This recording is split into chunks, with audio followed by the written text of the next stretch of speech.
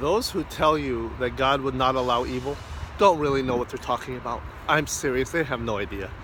Uh, in her novel, No Graven Image, Elizabeth Elliot talks about a young girl named Margaret who goes to Ecuador to be a missionary and do translation of languages and a lot of medical work and medical help. While she's there, she does a lot of miraculous work, like help a breached baby come out alive. She does some wonderful stuff. Her ministry begins to grow. And then something happens that alters her life. She meets a man who ends up helping her ministry. But she goes out to visit him one day with his family. And while he's there, he has an infection in his leg, and she gives him some penicillin and some kind of medication. And then his body reacts negatively to it. And then he begins to convulse and shake. His whole family's around him saying, "You've killed him, you've killed him." She falls on her knees, Margaret, and begins to cry over God. She covers him with her hand on his head, and begins to pray, "God, without this man, I would not be able to do the work you're doing. God, do not let him suffer. How will his wife survive without him?" She begins to pray deeply over him. And you know what happens?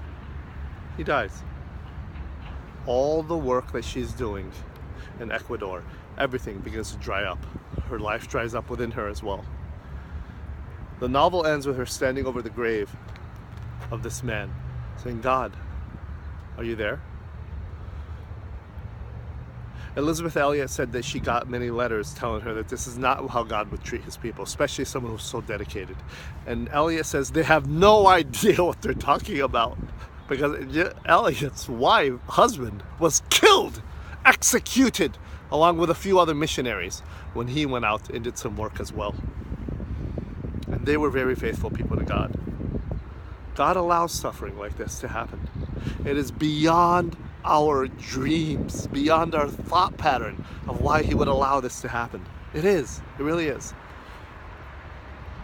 But this is a hand that's pierced, and he weeps as we weep.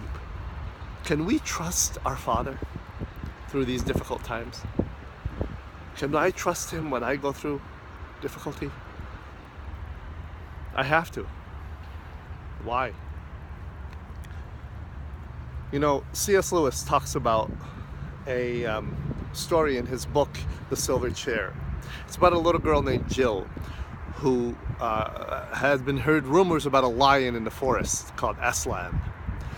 And this lion is dangerous. So she begins to try to escape and get around through the forest. Anyway, while she's there, she begins to feel the depth of her thirst. And she starts making her way toward a stream of water, which will quench her thirst to give her some life. But as she gets close to this water, she suddenly sees, standing there at the edge of the water, the lion. Lewis says it was like the lions in Tahrir Square. It was an amazing beast. And she tried to get away from it, but she realized that if she runs, it may chase her. So she's frozen. And then she hears a voice telling her, "You may drink." She didn't realize where the voice was coming from, and realized soon that it was from the lion, for he spoke. And then she begins to have this conversation with the lion. And she tells him, "If I come to drink, you may eat me. Matter of fact, do you even eat little girls like me?" And the lion responds, "Oh, I not only eat girls, I eat kings, princesses. I devour empires, I devour kingdoms." And the girl says to him, "So then there's no reassurance that you won't kill me if I get close." The lion is quiet. She says, "Then I'm not going to drink from the stream. I'm going to go find another one.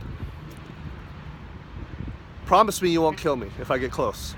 The lion says, "I do not make such a promise." She says, "I'm going to find another stream. I'm going to go somewhere else." The lion says, "There is no other stream." Lewis says that this lion, who he calls Aslan as a figure of Christ, is not safe. But as the beaver told us in the earlier book in Chronicles, but he is good. We can trust him. He is a good God. And guys, what other source do you have? There is no other stream. There is no other source where you can go to. When Peter was standing around Jesus and all the disciples were there, and many of them started to leave him after he started telling his stories and telling them that he would die and suffer, Jesus looked at the others, including Peter, and told them, "Will you leave as well?" And they responded. Peter said, "Lord, you have the words of life. Where can we go?" And he has the words of life. He has the bread of life. And he is a good God. Trust him through the darkness of your suffering as you stand over the grave of those you love, as you go through the deepest, darkest periods. For in it all, he is making something glorious. He is making something glorious. Let's trust him through it and see where it will lead.